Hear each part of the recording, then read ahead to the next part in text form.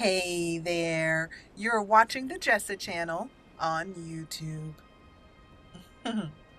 I'm Jessa, and today I am here with more Skyrim. We are on our way to Fellglow Keep here on the airship. I have a book ready for you to listen to that I think you'll enjoy.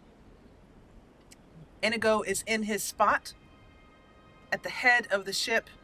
Mala is here, ready to activate the ship, and Jorin's in the hold.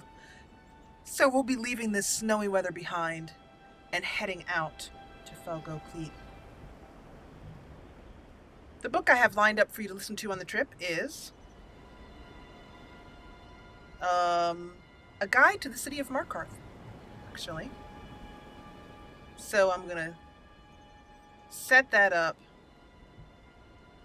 We'll get our compass here so I know where I need to be going. Oh, look at that. Lady Azura over there. But anyway, yeah, I will get the ship righted in the right direction.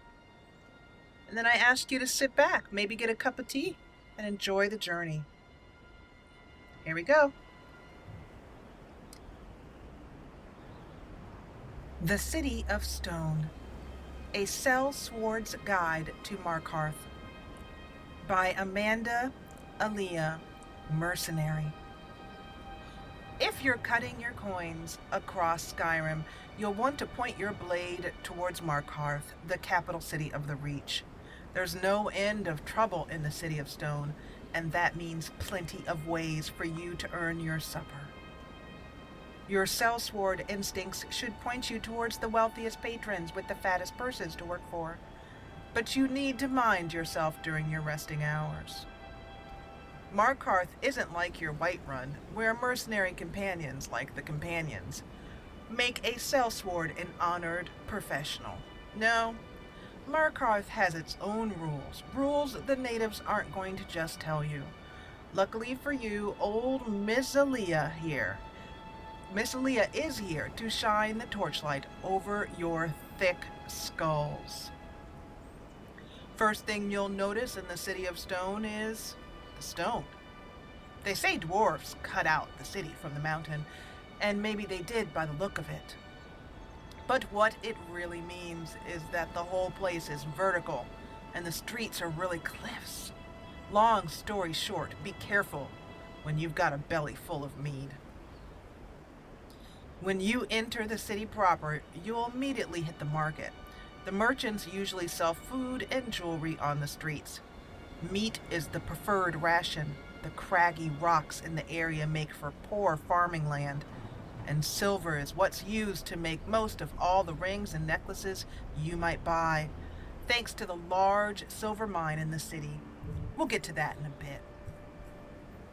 Whatever you do, don't ask the Markarth City Guard about anything. They're about as helpful as an angry frostbite spider when you're caught in its web, and if you mention anything about the Forsworn to them, they might spit in your eye. Speaking of the Forsworn, these wild men and women will be your main source of income while you're in Markarth. The Jarl almost always has a bounty on some Forsworn leader or another, and if you don't mind going blade to axe with someone 2 septums short of a pint of ale, it's steady work. The Silverblood Inn is where you'll want to head into after seeing the market. I'm pausing for just a minute because I would like you to notice down here, I don't know if you can just see it, down at the bottom of the screen, that there is a dragon perched on that rock right there. It's really hard to see in the snow, but yeah, hopefully you can see that. Anyway, back to the story. The drinks are, as usual, watered down, and judging by the metallic taste, with water from the rivers that run through the city's smelter district. What's important here is getting a room to stay in. You won't find any friendly faces to con your way into a cheap place to stay in Markarth. The natives don't trust strangers, so save yourself the trouble and put down your coin to rent a real room. After you've spent a day recovering from travel, you'll see that Markarth is divided into 2 sides, with a big crag in the center. The part with the big river running through it is called Riverside, and the other side is called Dry Side. Riverside is where the smelter and native workers live, so don't bother going there. Instead, head directly to Dry Side, talk to the local Nord nobles, and see what problems you can start solving at the highest rate. Two major places to see are the Temple of Dibella and Sidna Mine. The temple rests on the top of the central crag, a good place to go if you're on good terms with the divines. But be warned, the priestesses of Dibella don't allow men into their inner sanctums, so don't go crashing down in there uninvited unless you want a short trip to a long fall. Sidna Mine is the place where all the silver comes from that I mentioned before. It's also the jail. Markarth uses prisoners to mine the ore, and there's a lot of it, so don't get caught doing something illegal in the city or you'll be hauled down there to dig. Apparently, the whole place is owned by one of the big families in the city, the Silverbloods. Notice that the inn is named after them. Always keep your sellsword eye open for hints like that. I tried meeting with the head of the Silverblood family to see if they had any work, but guarding their mines isn't the blood rush I became a mercenary for. Something to keep in mind for yourself if you're thinking of staying a few months. The final place I'll talk about here is Understone Keep, the home of the Jarl in Markarth. It's a fancy palace like any other, assuming your palace is built underground. But what you need to know is the city underneath the keep. That's right, there's another city below Markarth, one of those old dwarven ruins. They sometimes have expeditions in the ruins that makes for a good job guarding scholars and maybe lifting a few stones here and there. If you're lucky, you might come across one of these old dwarven machines and you can bring back a souvenir after you're done breaking it apart. Alright, Miss Aaliyah's hand is getting tired and that means this guide is done. Last piece of advice, don't cause trouble in Markarth. Don't start fights. Don't stop fights. Don't stick your head anywhere without someone from the city paying you for it, because believe me, no one in Markarth wants you there. Make your gold, drink your mead, see what there's to see, and move on. Nothing changes in the City of Stone, and that's just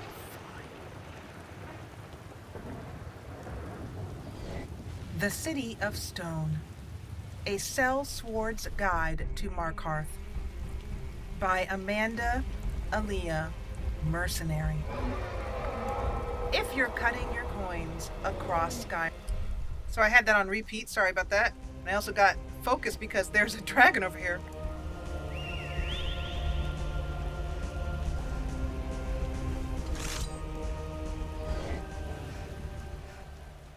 And,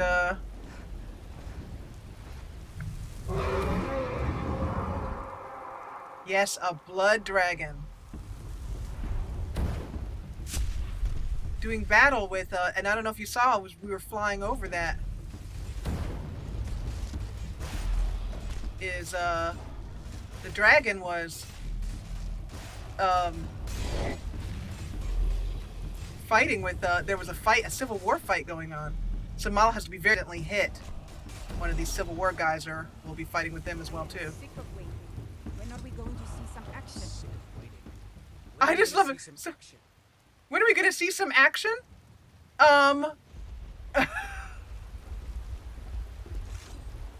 Imperial business, be on your way.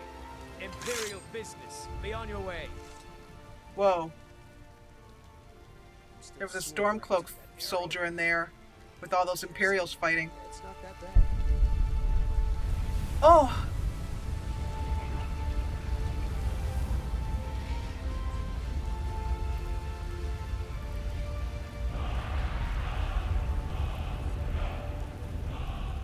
These Imperials are... Yes, it's about time someone noticed. You are a Legion's always looking for strong, capable warriors. If you think you've got what it takes, our headquarters are in Solitude. Until next time. I never would have believed it. I hadn't seen it. Well, I thank you all for the help that you gave me as I was bringing my ship in. Well, be on your way. There's nothing more to see here.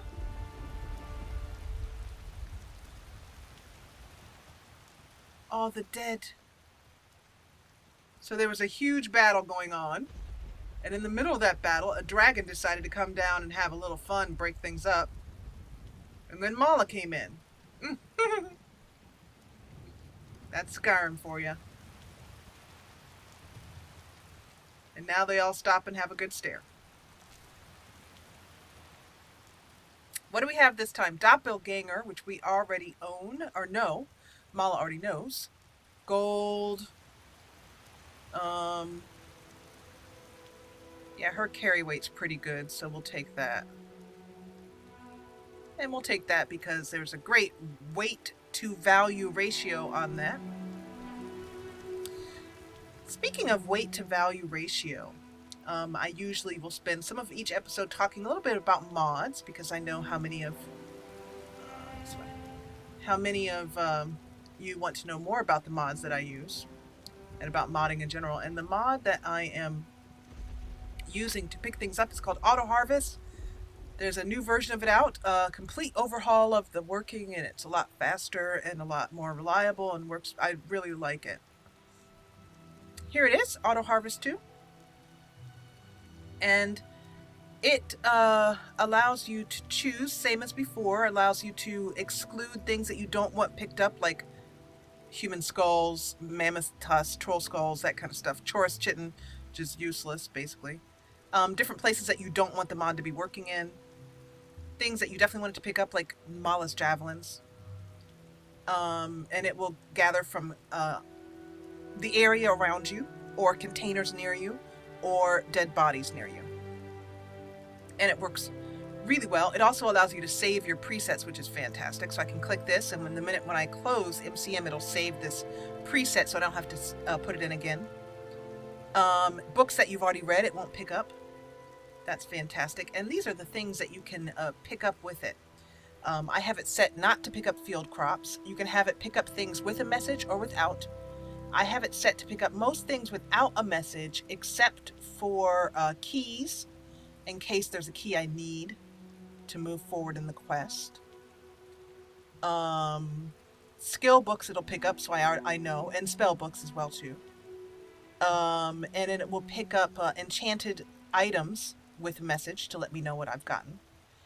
But it also has this neat feature over here where you can tell it to pick up things that only have a certain value over its weight. Like, for example, if you find something that's worth only, say, 20 septims, but it weighs 5 whatever the units of weight are, then you can say, don't pick that up, it's too heavy, it doesn't give me enough money for it, basically.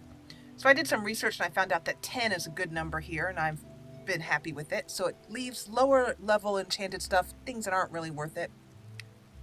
So that's something to try there. It also has this damage value here for arrows and bolts, which I should have it pick up. Loot with message, loot without message. How about that? So it'll only pick up arrows that are over 20 in damage. And I did that because Inigo uses ebony arrows, which are 21 his arrows in damage.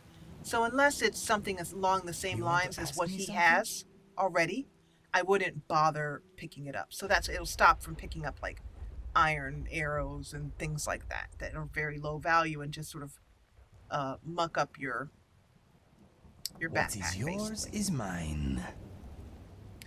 So he has some ancient Nord arrows, which he doesn't really need in here. He'll never use them.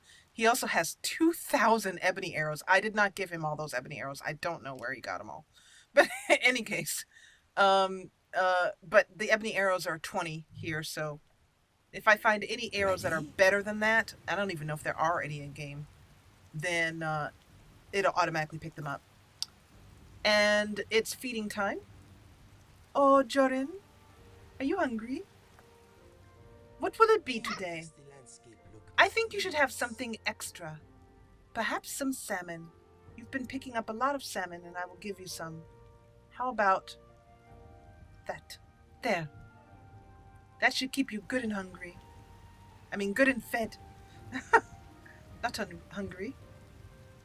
Here we go. Fellglow Keep. I anticipate that we will not have a happy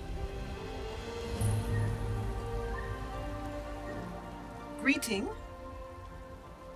but it is all in a day's work. Plus, I would very much like to... Inigo, any thoughts? What is on your mind? No, any thoughts option. If you need anything else, just ask. Oops, that's not what I meant to do.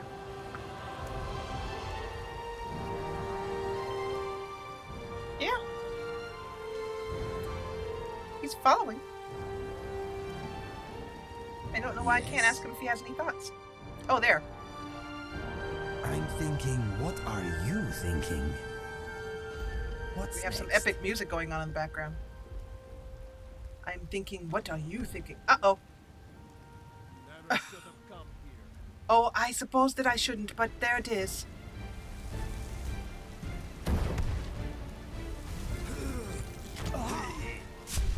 One hit. Inigo, be careful. To hit her with fire it is unwise. Come on, come on. She has died already? Son of a witch. Where are you? Wow, Inigo, I think, just took care of everything in here. I didn't even have a chance to blink. Oh.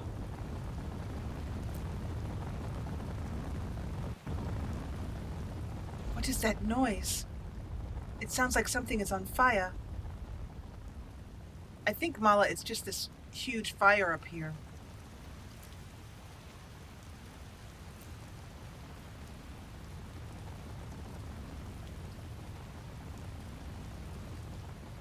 Well, Inigo, you do good work. As do you, Jorin.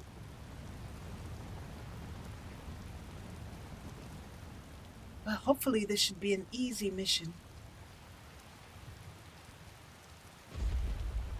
Well, Mala, famous last words. Easy missions, you know what that means. I'm going to grab these leeks because I'm always looking for leeks to make Mala's vegetable soup. The other thing is, and you just noticed this container open, with auto harvest, it has an option here where after looting, the container, if it has an animation like a chest opens, it will show you that animation. So what I did was I downloaded a mod, which I don't know the name of, but let me grab it real quickly. It's called Animated Clutter, and basically it adds the opening animation to a lot of static objects such as this barrel. Using that in combination with the mod for harvesting, it is a way that if the object has an animation to show me that it has already been looted, and that's how I can see, you know, that the harvest mod is working. So we advance and take that man's clothes. Oh, it requires a key. Let's see if we picked up a key. I didn't see a notification up in the top, but I may have missed it. No, I don't see a notification. I don't see a key.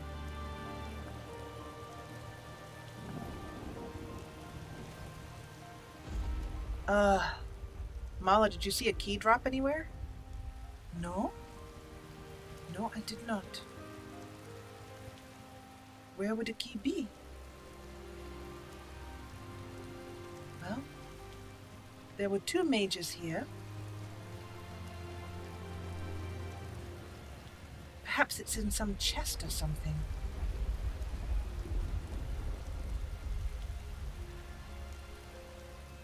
That's cool. She has electric charge, which I already have that spell. Perhaps there's another way to enter? What is down here? Oh, it looks like this is the way to enter. All right. And we bring out our favorite tool here. Cast Muffle. Right on time. Smart cast working as it should. I do love a very efficient game. One of my favorite viewers, Maxine. Hi, Maxine. She said, "You and your mods." It's true. My favorite games are the ones that I can make as much my own as possible. That's why I love modding so much. Jorin, are you prepared? Jorin should level up pretty soon. Yay! Speak of the devil, he just did. He will now bring me 4 seafood a day. That's where I was getting all that salmon from. He has 1 unused training, which means that we can go back up to his trainer and get him trained up.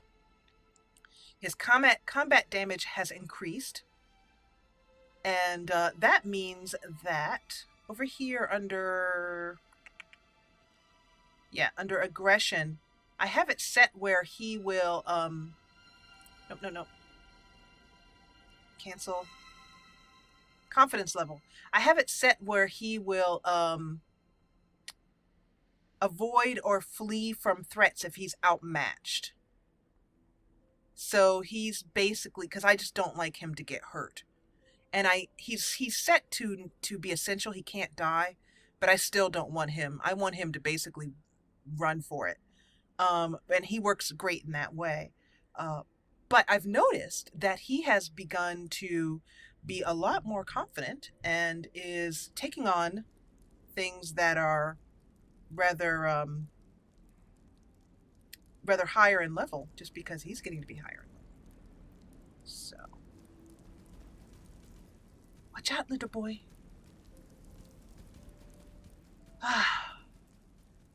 Somehow walking into this dungeon, I don't feel frightened, I feel alive. You can see how the container just opened there. Okay, Jorin. You cannot walk ahead of us because you alert everything.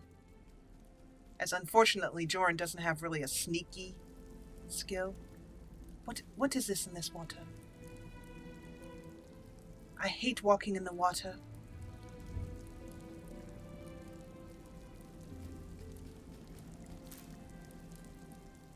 Also, something I just realized here that I'd like to do before we continue any farther is under mod configuration, under Forgotten Magic, and if you ever wondered what my absolute favorite magic mod is, it's this one.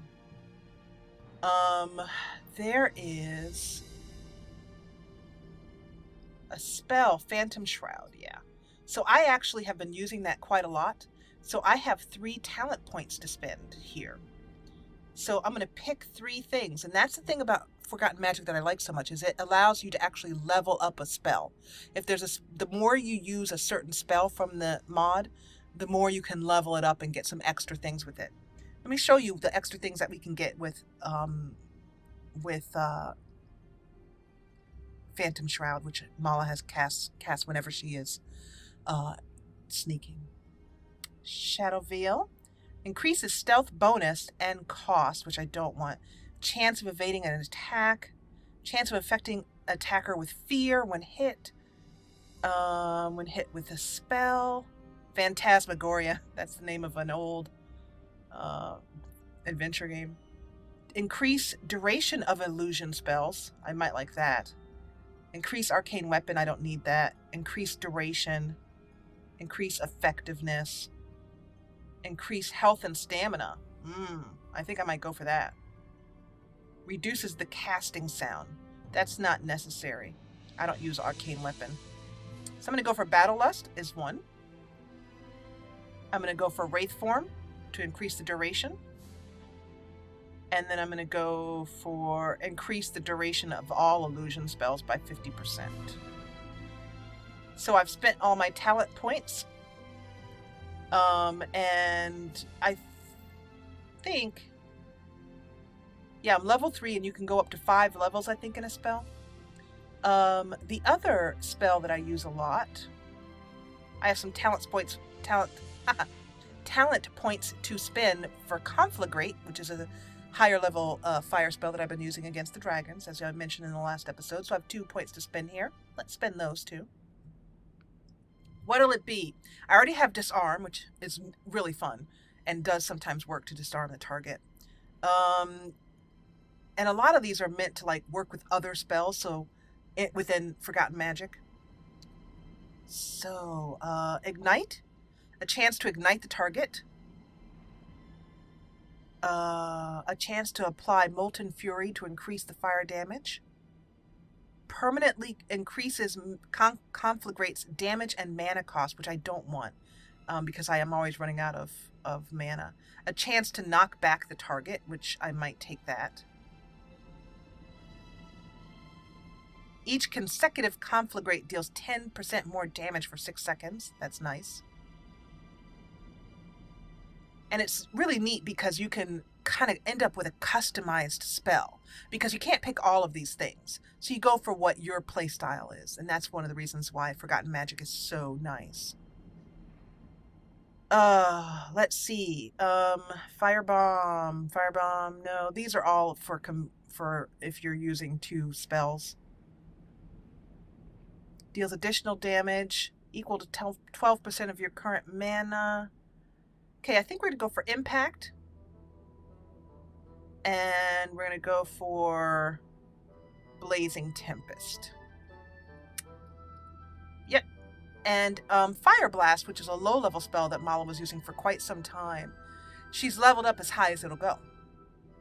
And she has, so for that one, she has a chance to cast Fire Blast twice at no cost. Pyromaniac increases the damage. Backdraft, a chance to knock back the target. A chance to decrease the mana cost. And then over here is deals additional damage if the target is not attacking the caster, which is fun. Now, the other neat thing is that you can, if you don't like the way you've built this particular spell or you've changed it up, your playstyle, and want to try something different, you can refund all these talent points at the cost of a dragon soul. That's it. I think that's great. I think that's just a really neat way of doing it. The other spell I've been using over here is the Cryomancer spell. Ice Shiv. Is that one of your spells? Oh, it isn't. Huh. Oh well. That's an Apocalypse spell package spell. So I haven't been using any of these spells. I don't think there's anything else that I've been using a lot of. I've tried some of these spells I haven't even found yet. You can buy them from a mage that travels with the Khajiit caravans, but he doesn't always have all those spells in stock. So a lot of them just, you just have to kind of run into them, which is another great reason to go questing, basically. Okay, so we have now leveled up that, so we should get a little bit more enjoyment out of those spells. Not that I would myself immensely. Let me come in here and start in on this fantastic dungeon, which I'm ready to. Sometimes I just get in the mood to go in and dungeon everything.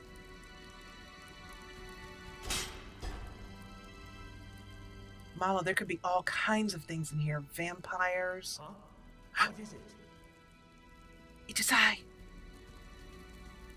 It is I, Mala. Would you like to die? Because it is my time to make sure that you do so.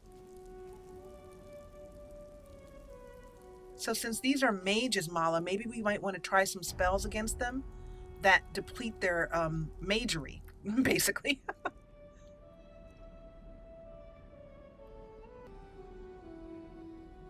I'm going to try Backlash. It interrupts a nearby target spellcaster. If a spell is interrupted, the target is hit by their own offensive spells, while non-offensive spells are cast on the caster. So let's try that out in the left hand.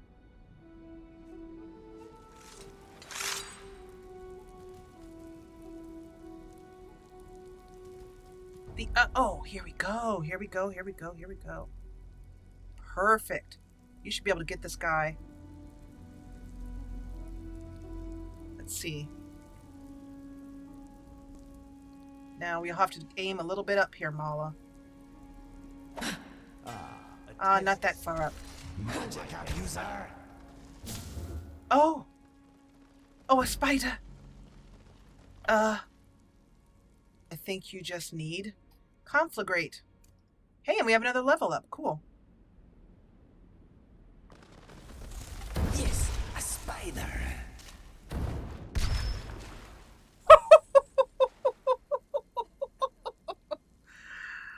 Go, Mala, go! You aimed too high with that first javelin, but you nailed him with the second one, so... Practice makes perfect. I do not like to walk in this water that spiders and all manner of unpleasantness have been in.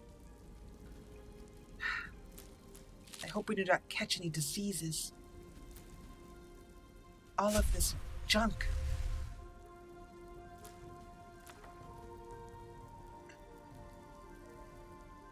At least it's not... My underclothing is getting wet.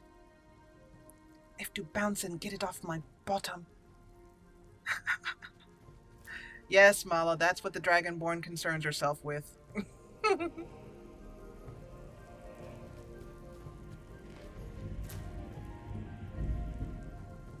Alrighty. Efficient. I'm going to definitely make a mental note to show this to the creator of Auto Harvest so that she can see how well her mod is working, along with animated clutter.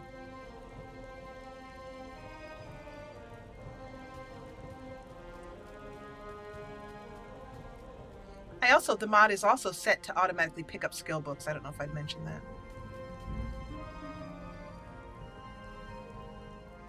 I will use my sneak roll to get over this.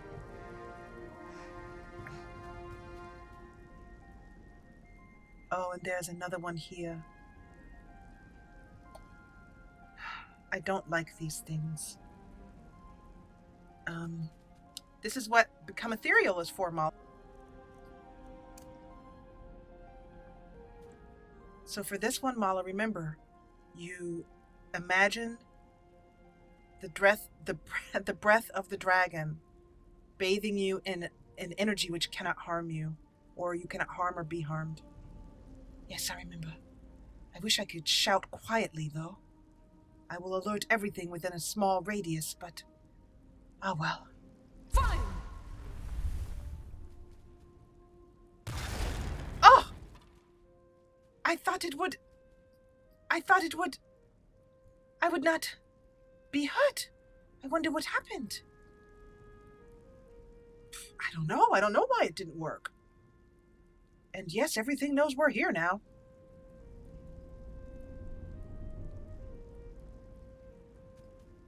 Oh, that was upsetting. Are you hurt? I just need to heal a little bit. It's more that my heart pounds more than anything. Oh, Inigo, you scared me.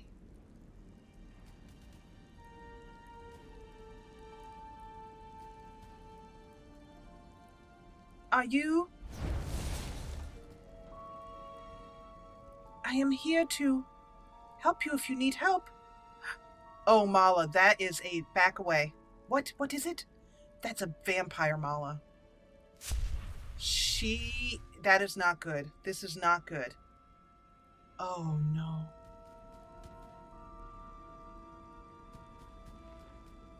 Never should have come here. Oh! Oh, God! Oh, Inigo, I'm sorry. No, Inigo! Are you okay, Inigo? Yes. We work well together. Yes, we do. Oh, that scared the devil out of me. There is no devil here, Mala. Yes, whatever.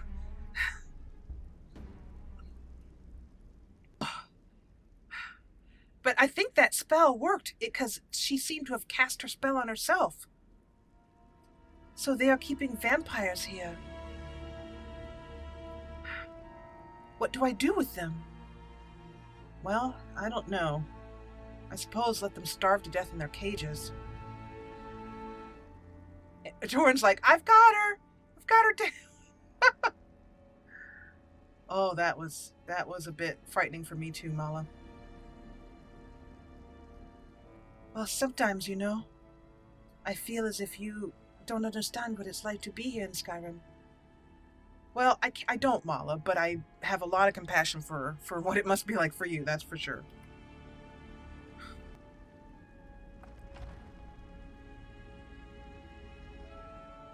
I believe that is a mage up there. Let us find out.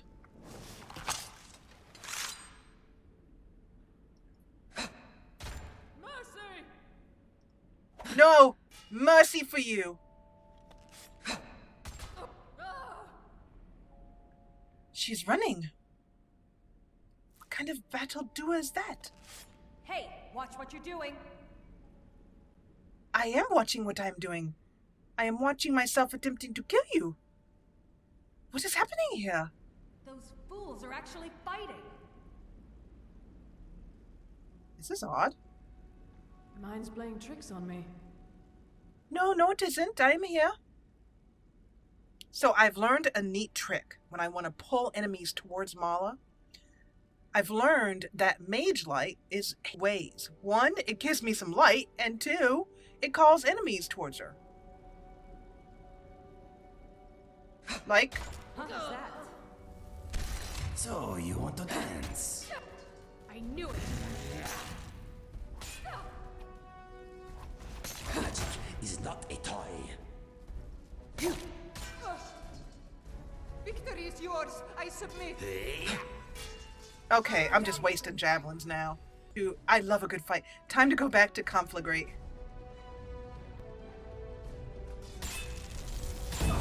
Victory is yours. Your brainless existence is at an end. Yeah, that's why I use Conflagrate. There you go. If you want to know why I use Conflagrate, that's why. And I javelins. Because when they hit the floor, they're like arrows. Sometimes I can pick them up and sometimes I can't. And for some reason the harvest spell does not work to pick these up, even the new version. I don't know why.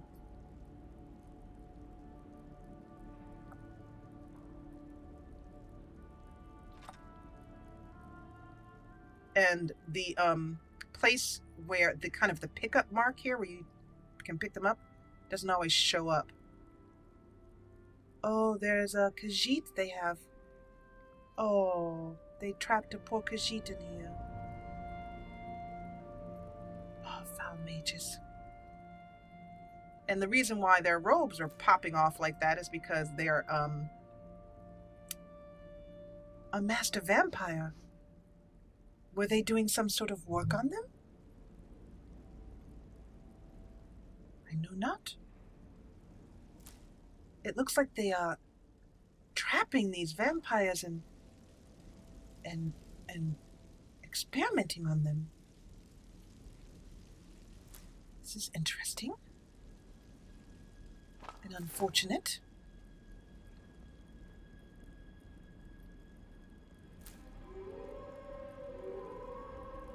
I don't understand what's going on here.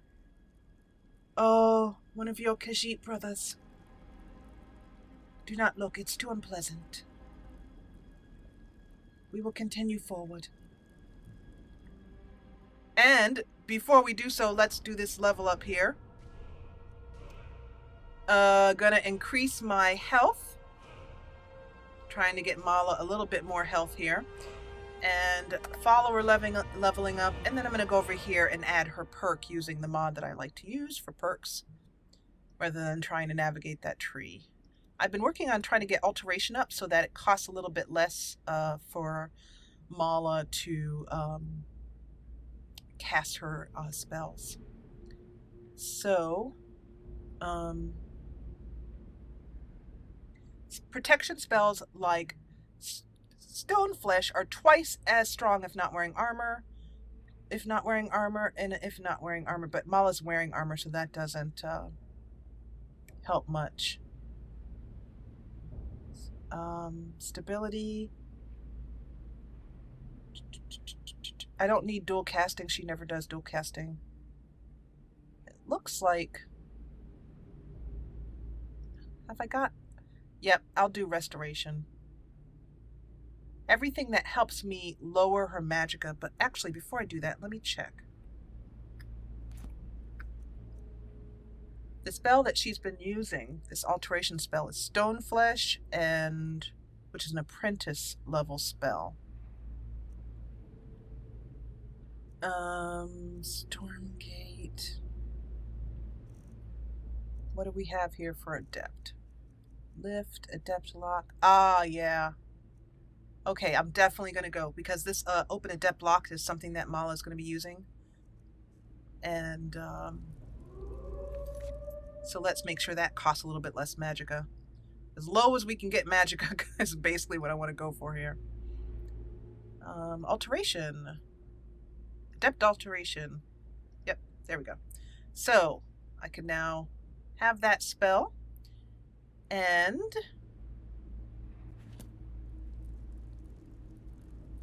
that's good. Okay, so I'm going to end the episode here. Oops, wrong one. And when we come back in the next episode, we'll continue to go through Fellglow Keep, which I am enjoying immensely, and I hope you are as well. But for now, I want to ask you to hit that thumbs up button below if you have really liked this episode. And if you loved it, join the party and subscribe. Ah, I love Skyrim. It's great. As always, thank you so much for watching.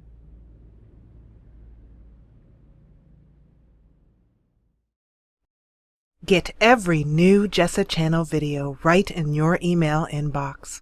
Subscribe, then from your YouTube homepage, click Manage Subscriptions, then check Email with new uploads. And thanks for watching.